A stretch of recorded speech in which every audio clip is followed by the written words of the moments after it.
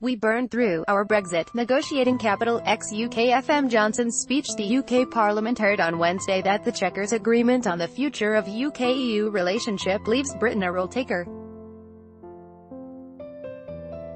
In his resignation speech to the House of Commons, former UK FM Boris Johnson said it was his privilege to collaborate with the UK PM Theresa May in promoting global Britain.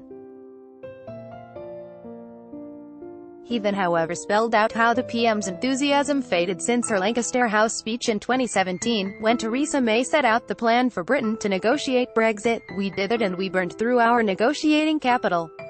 We agreed to hand over a £40 billion exit fee with no discussion of our future economic relationship.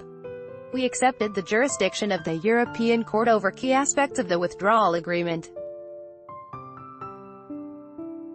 And worst of all, we allowed the question of the Northern Irish border to become so politically charged as to dominate the debate," Boris Johnson told the MPs. In the 18 months that followed the Lancaster House speech, it is as though a fog of self-doubt has descended, Mr.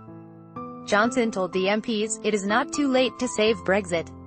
We have time in these negotiations. We have changed tack once and we can change again.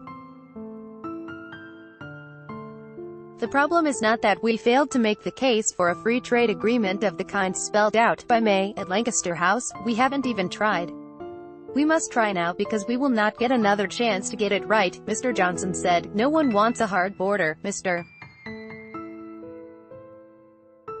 Johnson said, referring to Northern Ireland, but he argued there could be different rules north and south of the border, to reflect the fact that there are two different jurisdictions. "With goodwill and common sense we can address concerns about the Northern Ireland border and all borders. We have fully 2.5 years to make the technical preparations, along with the preparations for the WTO outcome, which we should now accelerate," the former FM told the Parliament. It is not the first time the former FM takes a pop against Theresa May. Mr. Johnson resigned as head of the British Foreign Office over Brexit White Paper disagreements with the UK PM, and in his resignation letter, he wrote that the Conservative government's plan will reduce the nation to the status of a colony. In his resignation, Mr. Johnson frustrated the image of a unified cabinet led by Theresa May, giving ground to rumours of a no-confidence vote and even a snap election. After he quit his government post, Mr. Johnson took on a job with the Daily Telegraph, where his first column was published by the paper on July 15, thus breaking rules governing how soon ex-ministers can take private sector jobs after leaving office. In his first article, the former FM promoted the idea of global Britain and argued the UK must use its soft and hard power to build a better future for itself in the post-Brexit world. Read more.